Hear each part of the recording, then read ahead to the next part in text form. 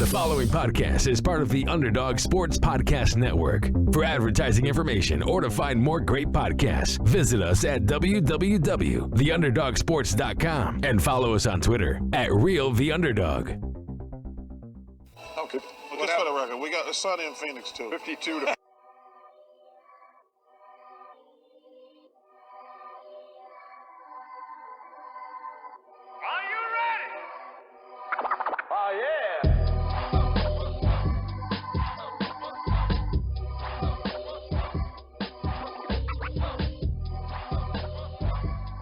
Hello, everyone, and welcome to the Sunny in Phoenix podcast, a weekly podcast where we keep you up to date on everything Phoenix Suns basketball. My name is Charlie Erling, and as always, I'm joined by Mitch Krumpetich.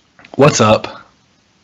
This week on the show, we're going to talk about the Devin Booker All-Star snub. After that, we'll be doing our usual game recaps and previews for next week. And then we'll do a little Super Bowl action instead of the non-sports plug, as per usual. Our annual Super Bowl recap. Follow us on Twitter at SunnyandPHXPod. Same thing for Instagram. Go on iTunes, leave us a 5-star review and a comment, and you will get a shout out on the show.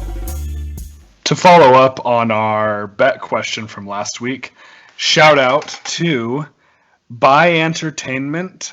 I hope I'm saying that right. At Buy Entertainment on Twitter.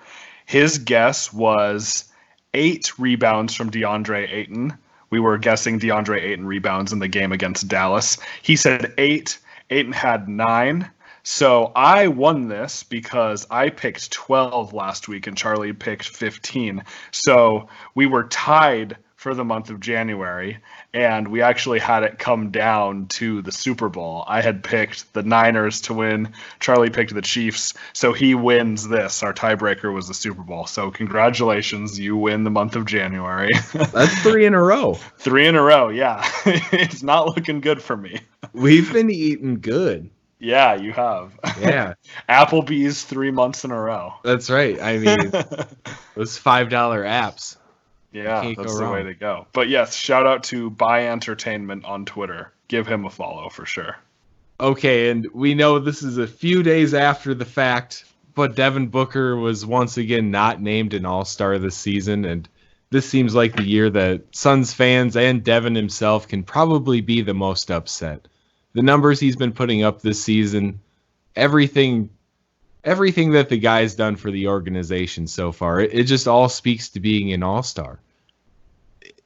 I don't want to go into numbers and go nutty about this because everyone's already talked about it. Up against his competition, the numbers favor Devin in every situation, except wins, which is tough. Is that something we just have to accept right now? Do we need to be a playoff team before Devin gets an all-star bid? I guess we need to win 50 games by the All-Star break or move out east. Yeah. It's truly ridiculous.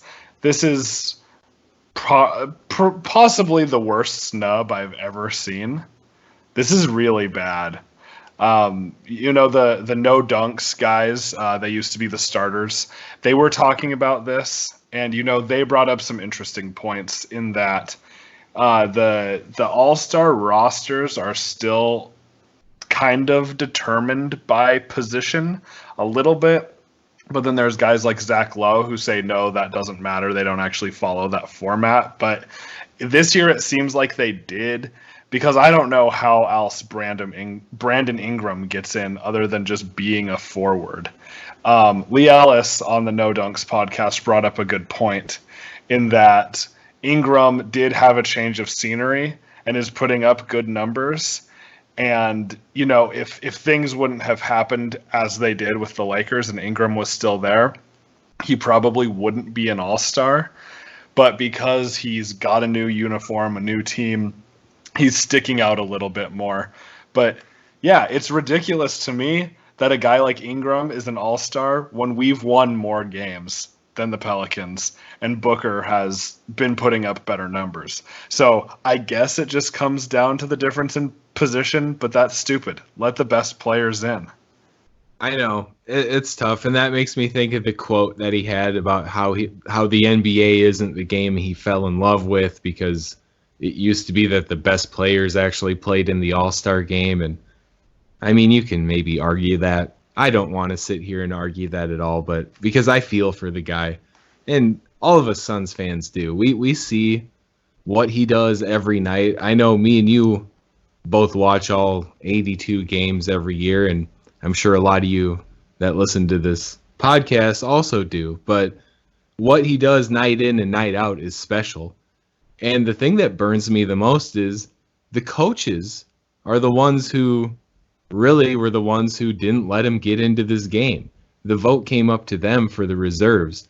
And don't tell me those coaches, every time they play the Suns, what's the one thing that their defensive game plan revolves around? It's not stopping DeAndre Ayton's mid-range shots. No, it's not. Yeah, it's all about Devin Booker. And, I think this brings up another point in that when you talk about all-star snubs, you have to think, well, who does Booker replace? So Ingram is a pretty clear answer, but if we're really looking at positions, okay, let's look at the guards. Devin Booker has been better than Russell Westbrook, Chris Paul, Donovan Mitchell. I think Booker should get in over all three of those guys. I know Chris Paul's having a great season. Booker's better. It's simple. I know, and there's so many arguments for each guy. And, Donovan Mitchell plays better defense than Booker. Russ has the recency bias of when Harden was in his slump and was out or whatever the situation was. Russ was playing great basketball, but they didn't even have an above 500 record during that time, mind you. They were able to ride Harden's great season and their solid record. It's tough, and it's so frustrating, but yeah. I mean, reputation too. I think that kind of comes down to it in that sense where guys who have made the All-Star game before, Russ is there frequently. And I think coaches really look at that. Right. Well, I hope they will enjoy watching Chris Paul dribble it out into a mid-range jumper with a few seconds left on the clock. And that's kind of funny because maybe Devin Booker does that once in a while too. But yeah, I just think Booker would be more fun to see in an All-Star game at this point. Yeah, I mean, I'm not going to watch the All-Star game. Just to be straight up, I'm not going to watch it. Is that salty how is that petty of us? I don't think so. So I don't really think the All-Star game is that great. I like the dunk contest. I like the three-point contest. The Rising Stars game I'll watch because Ayton's in it. But I don't think the All-Star game is all that great. And I don't think the new format is awesome. I don't know. I don't care. They can do whatever. But I don't think the All-Star game is that great. The only reason I would watch it is if Booker was in it. Or a Suns player. I think that the things they're doing this year to honor Kobe, I think that's actually pretty cool. Yeah. And maybe I'd watch it just to see how that goes down, because maybe that does bring a little more entertainment into the factor, because each quarter means more, really. I don't know. Maybe it will be cool, but maybe I just stick to the dunk contest and three-point shootout like I kind of usually do. Mm-hmm. Yeah, I mean, there'll be plenty of highlights online. That's usually what I do for the All-Star game. Sure. I mean, it's the All-Star break. I mean, I take a break too. I got to prime myself for March. That's right. Go Zags. Go Zags. That's right. Yeah. All right. They squeaked one out against San Francisco. A little bit of a trap game or so, or what? No, they won by 5. Oh, an actual trap game. Okay. Yeah, they were down. Yeah, at San Francisco is kind of a trap game for Gonzaga kind of struggles at those points, but we needed a real test, I think. So a real test from San Francisco. I understand that. Yeah. Okay. Well, we've had some injury issues too. I hope Tilly's okay. He's a big what if. Almost Elias Harris level what if. Oh, wow. Yeah. I was going to say go on because I haven't watched the Gonzaga game all this year, and I don't know if I ever will. I'll tell you, they in that game against San You will Francisco, tell me. they essentially had a 6-man rotation. They brought their like freshman big man from I forget where he's even from, somewhere in Eastern Europe. He played 6 minutes, and otherwise we just had like one guy off the bench. Oh wow! So Yeah. not very dissimilar to what the Suns had to do against the Bucks. Yeah, basically, yeah. Wow. But I mean, it was the same thing the year they went to the national championship game. They were running a 7-man rotation, and when Collins got in foul trouble, it just threw everything off. But this isn't a Gonzaga basketball podcast, though it could be. It could be, but you might have to replace me because I wouldn't be worth a darn. Well, All right, and I'm glad we've moved on because I'd rather not sit here and be salty about the Devin Booker snub. And let's move on to these game recaps, and we have something good to talk about here. We went 1-2 on the week, but that first game of the week in Dallas against the Mavericks, one of the nicer wins of the season. Final score 133-104, and we just came right out of the gates and made our mark on this game early. 32-19 after the first quarter. Yeah, this was shocking. I did not expect this one bit. We contained Luka. Porzingis has been terrible this year. It's crazy. It's yeah, crazy. it is. It is. Contained their bench. JJ Barea had 15 and Jalen Brunson had 15 as well. But, the only guy in double figures for their starters was Luka. So, we contained them pretty well. And then having big scoring games from Ayton with career high 31 points, Booker with 32 points, Oubre with 19. It was nice. And then our boy Milk, Ty Jerome, coming out with 12 points. We're looking for a bench scorer still. Milk's been trying. He's been trying. This was a nice little week that he had, but sadly he missed the Bucks game where we could have used every healthy body we could get. But It's nice seeing him come around. And yeah, our bench combined for, what is this, 32 points in this game? Yeah, that's a lot more than usual. That's a lot more than usual, and it was absolutely necessary for this big win. And this is just a little peek at what this team can really be when, man, not even everyone was healthy in this one. We're still scrounging at the back of the bench, but I mean, our starting 5 looked pretty great in this one, aside from Rubio, who only put up 6 points, but then again, 7 assists, 2 steals, only 1 turnover. He's and doing. He only took 5 shots. Right? Yeah, this is a Rubio game. This was a Rubio game, and yes, he has struggled at times lately, but he's dealing with injury too, and it's tough for the Rubio thing because we need shooting, but then again, we need guys to do what Rubio can do as well. We need a solid defender on their point guard. We need a good distributor next to Devin too. We need all those things. So Ricky's shooting, I'm still not upset with it on the season. Right. I'm not either. And we're starting this new lineup too. That's Rubio, Bridges, Booker, Oubre, Ayton. I guess if I do that in order, it would be Rubio, Booker, Bridges, Oubre, Ayton, which is what a lot of people have been looking for. But it does take a little bit of shooting out because Ayton doesn't shoot threes. Bridges is not a great shooter. So Oubre's been cold too. That doesn't help anything. So, taking Dario out of that and having no Baines, still having no Kaminsky, we're down. I'm not calling Baines like a shooter or anything, but he shoots more threes than Ayton. We're down guys that can shoot. Well, and I guess Dario wasn't hurt for this game, but he got hurt too. So, yeah, it's okay. Right, and I'll be much more satisfied with this starting lineup if Dario can make his way off the bench. I know that he's said in the past that he doesn't like coming off the bench and he's used to being a starter. And yeah, I know that can mess with the flow of the game. If you're used to starting every game, it's probably tough to come off the bench. And even vice versa, once you get used to coming off the bench, it's nice to be able to sit back and see the pace of the game before you check in.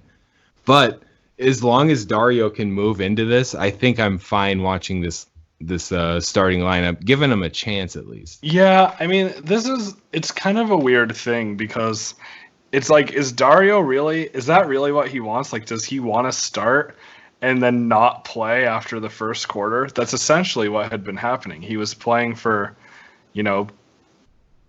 I don't know, 9-10 minutes of the first quarter, and then sitting again until like the end of the third, beginning of the fourth, and then not playing anymore.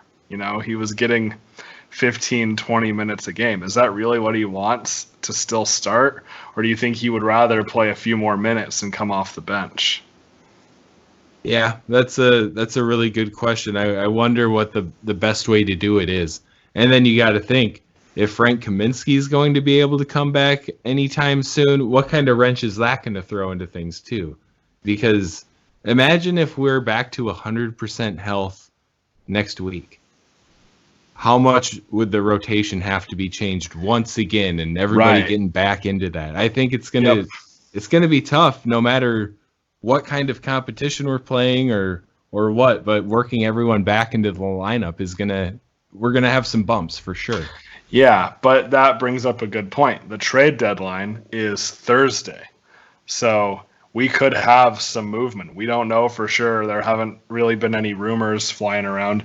The only thing that I've seen is after the game against the Thunder, James Jones and the Thunder's GM, someone took a video of them saying, all right, let's go talk then, and then them walking into the tunnel. So a little bit suspicious, but who knows? So, yeah, we haven't really heard much, but it's very possible we could have some trade movement. We've got a lot of expiring contracts that we can move. That's very true. And if you want to put on the tinfoil hat a little bit, you look and see how long Baines and Cam Johnson have both been out, where it seems like, I don't know, it seems like they've been out a little longer than I'd expect. Mm-hmm. Maybe that's just me, but There's been guys kind of sitting out, and Frank. It didn't seem like, I don't remember a Frank injury happening. I don't remember hearing that. He did. He had those shin splints or something like that. Okay, that was and then that turned term. into more. Mate, was that the case? I mean, they said he was going to be out for quite a while, and then they would have to reevaluate. So that one was somewhat serious. Okay. But yeah, Baines, I mean, I don't think his was too serious. I mean, he was moving a little slow, but I don't think it was anything too out of the ordinary. And he's a tough guy, so that's an interesting point. Cam Johnson, I hadn't thought about that, but unless there's like someone who's super interested in him, I don't know that anyone would really want him that bad. Yeah, I don't know. He's just filler for a bigger trade. Who knows? We'll know on Thursday, and maybe nothing happens, and I don't know. I wouldn't be upset if nothing happened and we just got back to full health and see where we can go. I mean, I think I would be a little bit upset at that because we have too many point guards who don't know what they're doing. Oh, like when we have 3 point guards out on the floor at one time with flashbacks to IT, Dragic, and Bledsoe, but worse. Because it's our bench unit. Yeah, and it's Javon Carter, Tyler Johnson, and Ty Jerome or Elliot Kobo. Yeah. Yeah, I mean, throw them all 4 out there. Right. Yeah, we might as well. And then check Diallo. Perfect. Yeah, that sounds like something Monty would do. No, I mean, I would like to see one of Tyler Johnson, a Kobo, or Javon Carter get traded. I mean, I think Ty Jerome is another one of those guys that it's like, it's probably not worth it just because of money. And I don't know who's really going to want him at this point. So I would like to see probably I'd really like to see Tyler Johnson just because he's expiring and makes a lot of money. But him or, a Kobo, like James Jones didn't draft a Kobo. I don't think he like Yeah. Monty and James Jones are very attached to Elie Okobo, but there's probably not very much interest in him either. So, that's probably true. But at this point, I'd take an Elie Okobo rated small forward just to have sit at the end of the bench, just to balance the roster a little more. yeah. Just a completely neutral trade of some sort. I wouldn't be mad at that. Just get a new body in here and that can fit a little better and maybe have a chance to play compared to, I mean, we have how many point guards on the roster? Guys that can play point guard who should maybe be playing in the G League or not getting minutes at all. Yeah. There's 5 or 6 of them on our squad, and that's Right. unnecessary. Right. And I mean, I think about this too. Before this season, we didn't have Ricky Rubio, and we didn't really know if we were going to land a free agent point guard. We were kind of preparing for the worst. And now that we don't have to do that anymore, we have this logjam of G League level point guards. Right. Listen to us just getting into a talk about this after we were supposed to be talking about dominating the Mavericks in a game. Yeah. How do we do this? Well, let's get back to that. It was great to dominate them. That was awesome. Especially with the Mavericks. And it's like, I at first, when I was looking back at this, because this game was a while ago, I was like, wait, did Luka play in this game? Like, maybe he was out, because I know he got hurt recently. Like, oh, maybe he was out for this one. But no, he played, and we still beat him, like, big time. He played only 25 minutes. I'm not sure if that was a sign of defeat towards the end of the game when they started leaving him out, or if he may have tweaked that ankle a little bit more.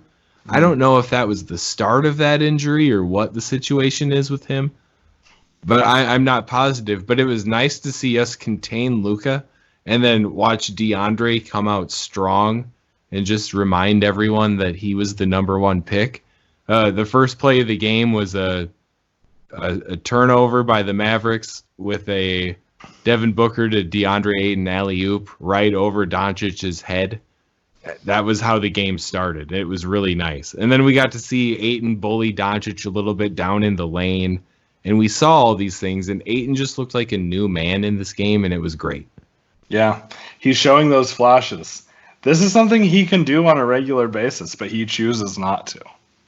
I know. What is it, though? Is it when he's going up against strength? Some big veterans who have been in the league for a while? It seems like he never wants to dominate those guys, but then he gets up against string bean Porzingis and he wants to try to dunk on him.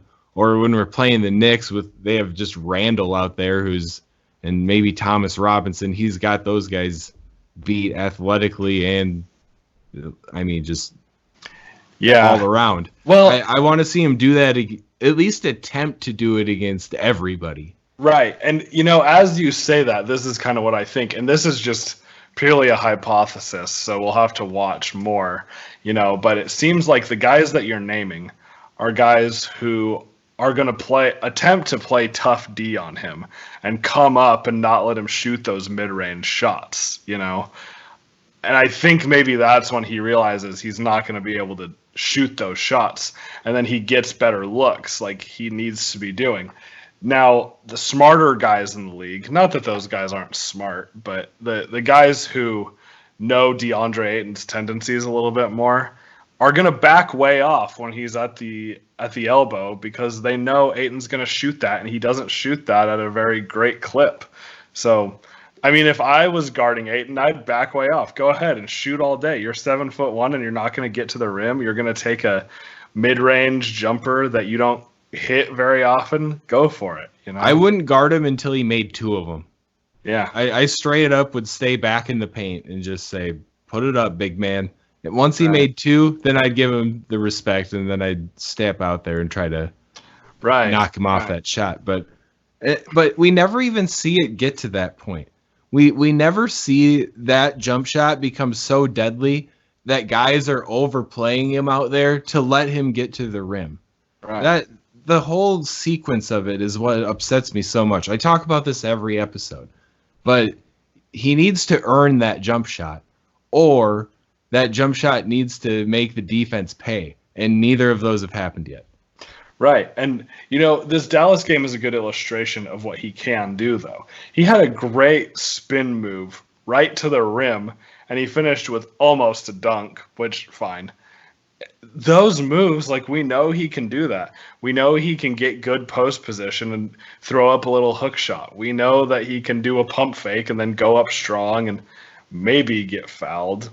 I don't know about that, but he's got some of these moves in his arsenal, and instead he takes an elbow jumper or a baseline fadeaway jump shot, which I'm so sick of that. At this point, even when he makes it, I'm like, I don't care if you made it. I want to see you go toward the basket. Yep. And you can tell it's a shot that he's confident in because of the rhythm he gets in and how much he likes to shoot it.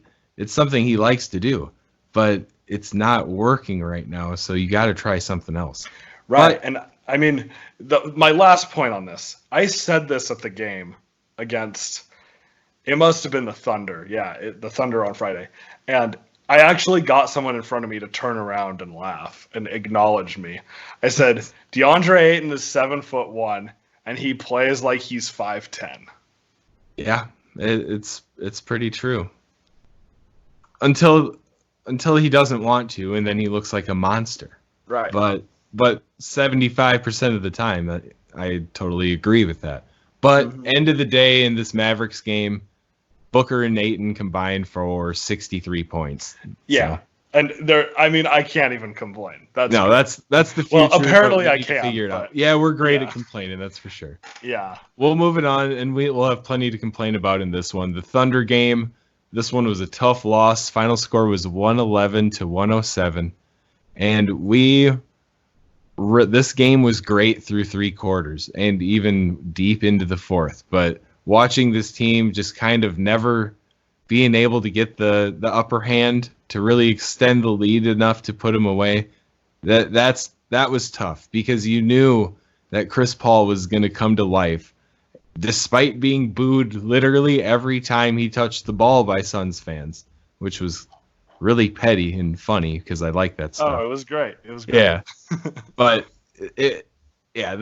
in the end, they got their guard play was really solid. Chris Paul with 20 points, Schroeder with 24 points, and then Gallinari with 27. Those 3 really just did us in this game. Yeah, they did. I really want Dennis Schroeder. That's who I want to trade for. I like him. I think he'd be a great backup point guard for us. We'll see. We'll see on Thursday, I guess. Yeah, I mean, this was tough, though. This is the game where Dario Saric got hurt. He played 4 minutes, and he had 2 rebounds, and then he walked back to the locker room and never returned. Haven't really heard a whole lot about that, but he didn't play in the game against the Bucks either, so hopefully he can return soon.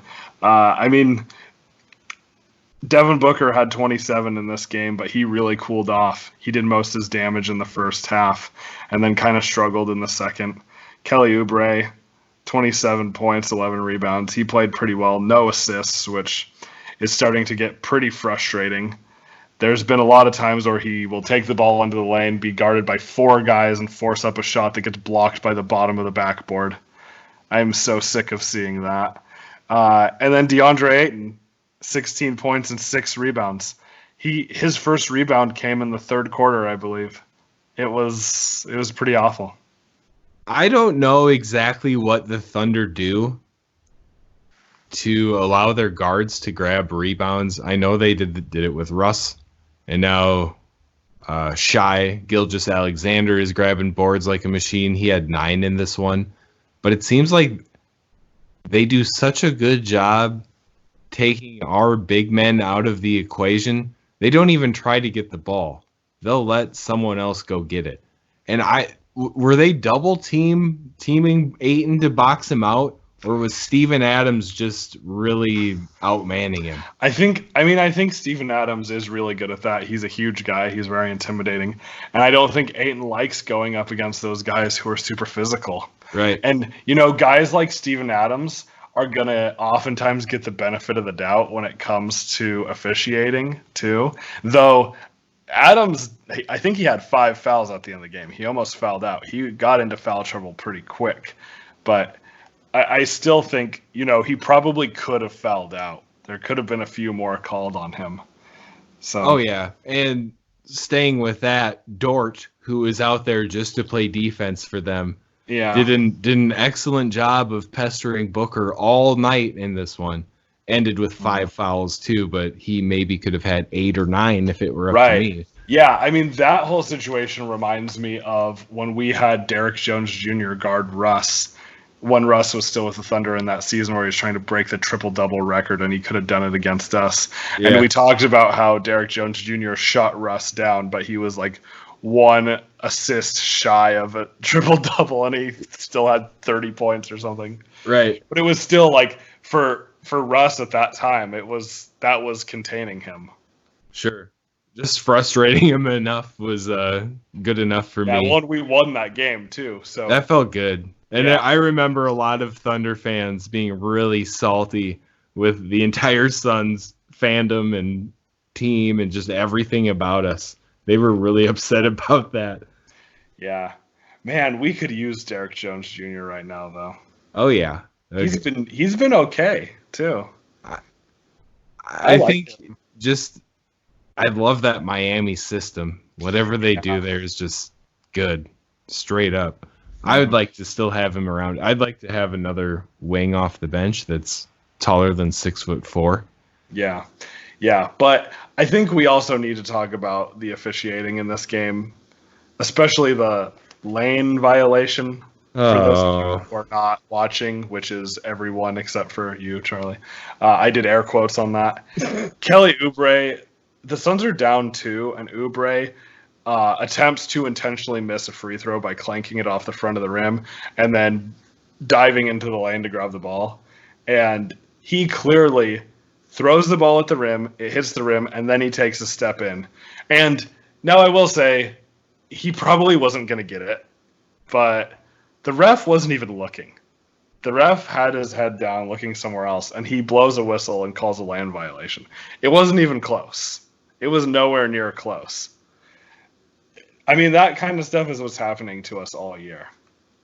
Yeah, I saw the slow motion of that today, and the ref was clearly looking behind Kelly, I assume back towards the scorer's table. And as Kelly shot it, or whipped it off the front of the rim and was already leaning into the lane is when the ref started to look over. And I obviously can't tell when exactly he did see the play happen, but it's just BS. And then you look at the 2-minute report and they still don't admit it in the 2-minute report. It's insane. The rule is you can't step over the line until it touches the rim as a shooter. Anyone else can step over as soon as the ball leaves the shooter's hands. Those are the rules. The 2-minute report said he was leaning over the free throw line. You can lean over the free throw line. Right. Everyone who follows through leans over the free throw line. So why haven't we taken back every single free throw this season of people? Unless a person fades away while they shoot their free throw, I'm pretty sure their hand goes over the line. It's just insane. And then on the 2-minute report, you can't even admit it. How can you not admit it at that point? You're bending a rule on a 2-minute report to cover yourselves.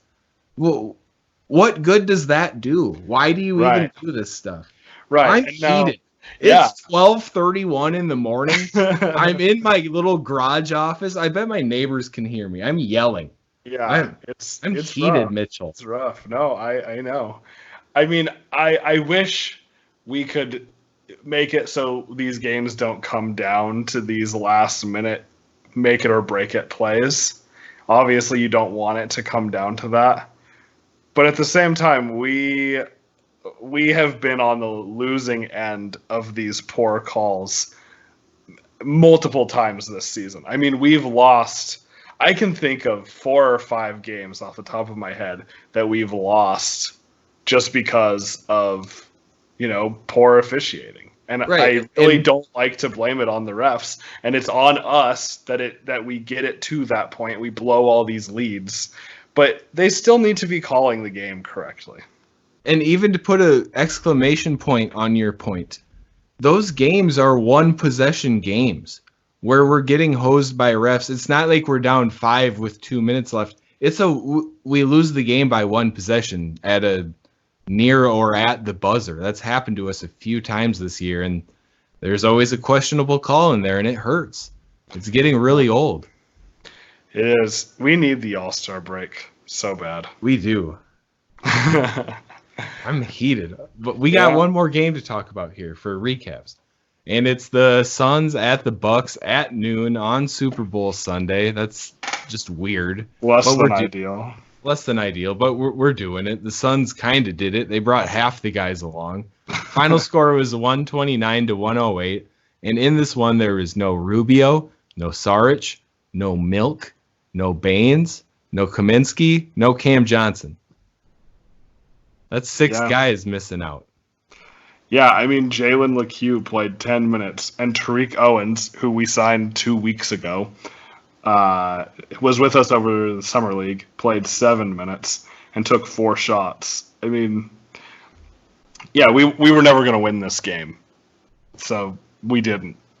No, and, we really kept this game pretty respectable through the first quarter was respectable. They got away. They pulled away in the second. We didn't let them really take anything more away from us in the third, but in the fourth, they kind of opened it up a bit. But, really at the beginning of the game, I got really nervous because we were running Ayton out onto Giannis, and that was leaving Mikal Bridges guarding Brook Lopez.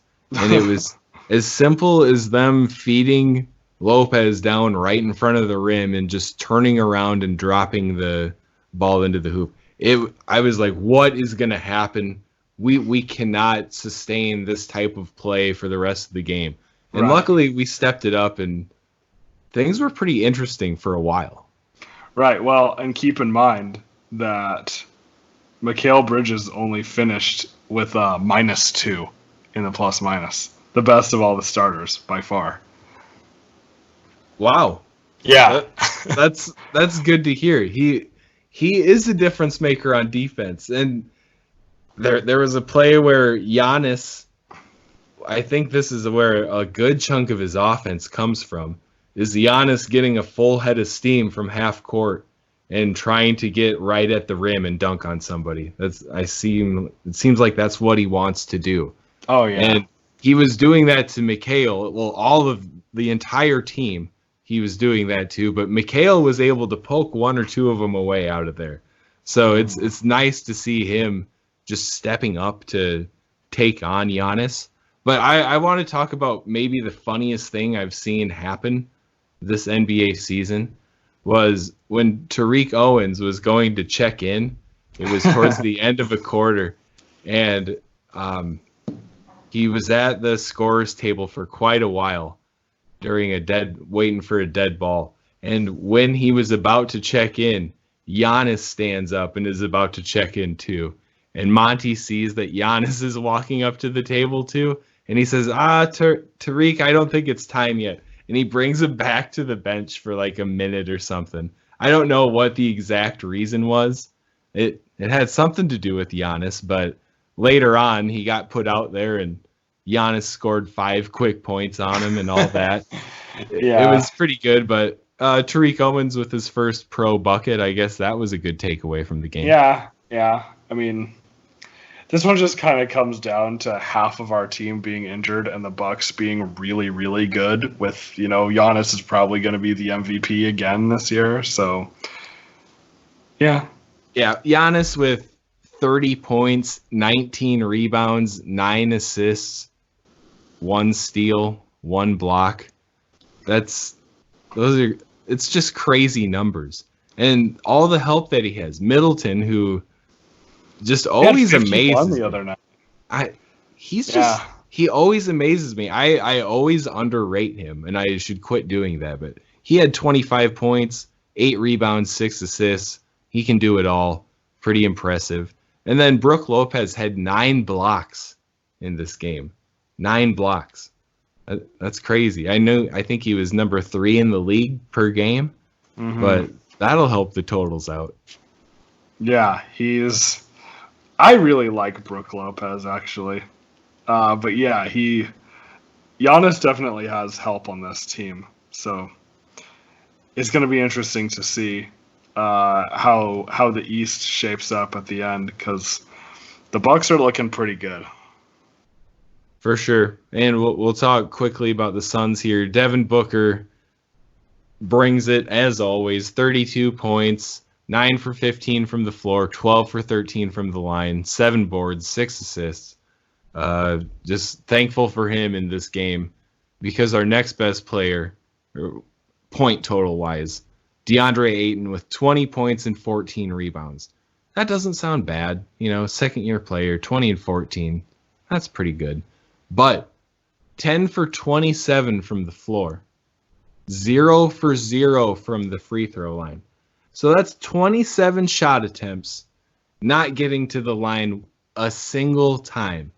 And yeah, I know a lot of those shot attempts are tip attempts off rebounds where there's a swarm of guys down there and he's more or less trying to tip it to himself off the glass.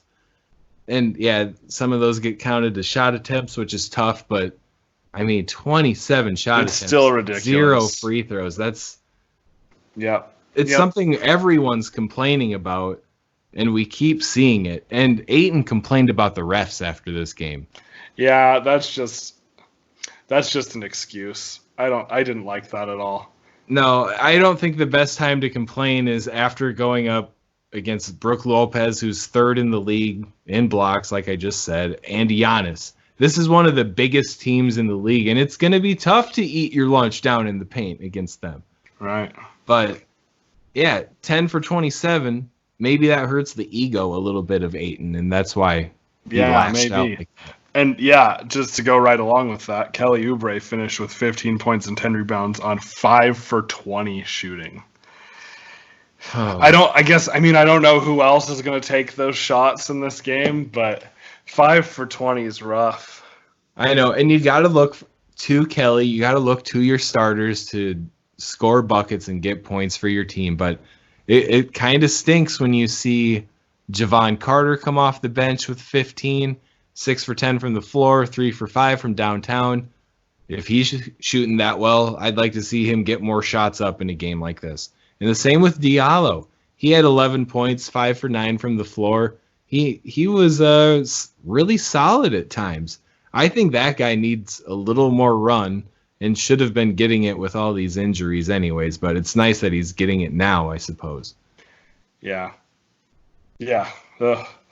That's all I got on this one. It was rough. Yeah, let's end that. And we'll get into some game previews. There's 4 games this week for the Suns, who are still sticking at that 11 seed, and we're 4 full games back of the 8 seed, who are the Memphis Grizzlies. So we dropped 1 game this week from the Grizzlies. Yeah, we're letting it slip away. But yeah, that first game is Monday, today, against the Nets. And Kyrie Irving out in this one. I saw that his scans came back pretty positive. He'll be out for a little bit, but it didn't seem like anything super serious, so that's good. But yeah, we really, really need to win this game. The Nets aren't nearly as good as people thought, including me. I thought the Nets were going to be really good this year, but I was wrong. So this is a winnable game. Yeah, it definitely is, and it's a little rough that it's back-to-back for us, 2 road games in a row. You guys probably had to watch the Super Bowl on the flight to Brooklyn last night, so hopefully we can get over that and beat this Nets team. Without Kyrie, I think we can definitely compete against these guys. Maybe not if we're missing 6 players again. So hopefully some of these guys sitting this one was a bit preemptive for trying to compete against the Nets the next night and getting a win. Yeah, a little load management. Write the Bucks off as a loss. Yeah, maybe Baines will come back. I just hope someone is back. Someone, yes. We can't be missing 6 guys again. That's too rough. Yeah, it is. All right, and luckily after this Nets game, we get a day off as we travel to Detroit for the Pistons on Wednesday. And this is a bet question game. It is. And since we've had so many injuries, we're going to keep this to the team rather than a specific player. And so the bet question is, how many points will the Suns score in this game? So chime in on Twitter at Sunny and PHX Pod. Send in your guess for how many points, and the person who's closest will get a shout out on the show. But this is a new month. It's 0-0. So what is your guess for points scored in the game against Detroit? All right.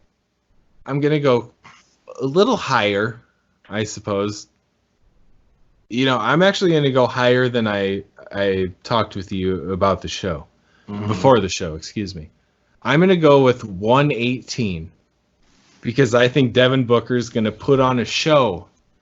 He used to watch the Pistons. He grew up in the area. I think he's going to put on a show in Detroit. Okay, 118. Yeah. I'm going to take the belt off that 8 and go with 110. Nice. I think it's a little bit lower than our average. A little bit lower than the Pistons give up on average. I think we're going to be tired from all the travel. Our travel schedule is really difficult right now. We're going from Milwaukee to Brooklyn back to Detroit in a span of, let's see, Sunday, have Monday off, back to back. So Sunday, Monday, Tuesday, span of 4 days. We're going to do a lot of traveling. So I think that's going to be tough. And I still don't expect us to be at full strength. So 110 is what I'm going with. But if Booker scores 60, 118 is pretty easy, right? If Booker scores 60, I think 50 points from the other guys is reasonable. Yeah. No, 110 is my guess. All right. So we also wanted to maybe talk about a player for this or do a player stat of some sort, but the trade deadline is Thursday. So we didn't want to just ruin the week and maybe we want to do a Tyler Johnson poll and Tyler Johnson gets traded. That'd just be a travesty. Between injuries and potential trades. Yeah. Gotta stick with a team stat. All right. So trade deadline Thursday and the day after Suns versus Rockets and the day after that Suns versus Nuggets. So back-to-back games at home to end the week. Rockets and Nuggets. Are we going to win either of those games? I'm going to say no. Our tune has changed so much since the beginning of the year. Do you remember that 7-4 start? I remember. I remember it, yes. I'll never forget. Yeah, we really need the All-Star break. Yeah, I think so. Yeah. But with that, let's move to our non-sports section, which this week is a sports section, just not basketball. We talk about the Super Bowl every year. We've done full episodes based on the Super Bowl. We're not doing that this year, obviously. But what'd you think? It was exactly as how I expected it to go. Because if you remember and you listened to the show when we did our predictions, I said the final score would be Chiefs 31, 49ers 21. And the final score was actually 31-20. So I was really close. You were. That's impressive. I don't think I've ever been this close on any sort of Super Bowl betting pool of any sort. And of course, I didn't put money on this, and it really didn't have any effect on anything, but I sure nailed it, right? Yeah, you did. Yeah, I mean, it was a good game. It was entertaining up until the very end. The Chiefs kind of pulled away, but they played a great fourth quarter. I definitely wasn't rooting for them, but as I've said on here before, I'm not as football isn't as important to me as it used to be. I still watch a lot of games, but I don't follow it quite as closely. And I was hoping for a good game, and we had a good, entertaining game. The first half, things were close, finished 10-10. Third quarter was entertaining. Most fourth quarter was pretty entertaining. So a lot better than last year's Super Bowl for sure. The halftime show was not my favorite. I didn't think it was great. Really? Yeah.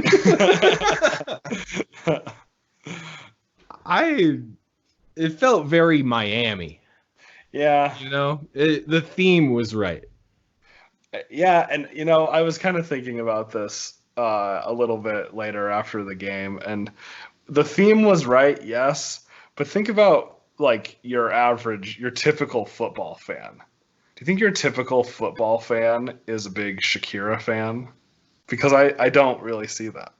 Do you think your typical football fan enjoyed watching J-Lo and Shakira shake their butts? Probably. Yeah, I think that might have been the target there. Yeah, probably. I don't know. It wasn't my favorite. I don't think other halftime shows have had so much more than just the focus on like the singers. And now I know they had dancers and things like that, and there were a few political statements that were interesting. But I don't know. It wasn't my favorite. It wasn't terrible, but it wasn't great. We'll never get Prince in the Rain ever again. That'll never happen again. A good one. Prince was great. Yeah, I don't know. I mean, I'm just like, why haven't we seen Metallica? I feel like Metallica was built for a Super Bowl halftime show. Yeah. Are we ready? Well, I'm thinking just a good old-fashioned rock and roll band, and don't call Maroon 5 an old-fashioned rock. Right. No Maroon 5, and not too old-fashioned, because if you remember, the Rolling Stones were pretty awful. Yeah. That was a long time ago, but yeah, they weren't great. So, yeah, I mean, I don't know. It's to perform on that large of a stage, it's never really going to go well. It's a logistical nightmare. So, I don't know. It's tough. But I think about like Lady Gaga and Katy Perry and those halftime shows. And again, still not my favorite halftime shows or anything, but they have elements that are very exciting, like Left Shark became a whole meme, all of that. And, like, I don't know. I think they just had more fun stuff, but I don't know. It was very Miami. It did fit the culture for sure. And I know I saw a few people on Twitter saying like, this halftime show made me realize that I really need to go to Miami. That's funny. I may have said something like that myself. Maybe it wasn't during the halftime show, but yeah, I don't know. There weren't any wardrobe malfunctions, which we can be thankful for, I suppose. I don't know. I have nothing against it. Yeah, and I mean, it's impressive to see J-Lo in her 50s doing what she's doing, and Shakira is 43, I think. So yeah. Mid 40s. What they're doing at their ages especially is very impressive. And I mean, they're good performers. I don't want to take that away. They're good performers. Listen to us. Talk more about the halftime show than the game itself. But what if me and you put on a halftime show? Oh, it would be a train. What would people say about us? Oh, I don't even want to know. That would be horrible. I would never be able to leave the house again. That was very Midwestern. Those boys ate some meat and potatoes growing up. I'll tell you what. Did those guys know they were at the Super Bowl? Yeah, it would not be good. Yeah, I could never do that. But yeah, I mean, game itself though, entertaining. I think they're both good teams. I think they're teams that could be back in it again next year. It was good. It's fine. Yeah, I'm done talking about football. I'm done talking. Yeah. Are you done talking? Yeah. All right. Let's end it then. Thank you guys for tuning in to another episode of the Sunny and Phoenix podcast. Check us out on social media at Sunny and PHX Pod. That's Twitter and Instagram. That's both.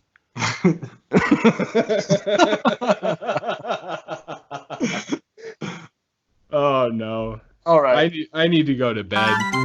Thanks for tuning in. We'll see you again next week.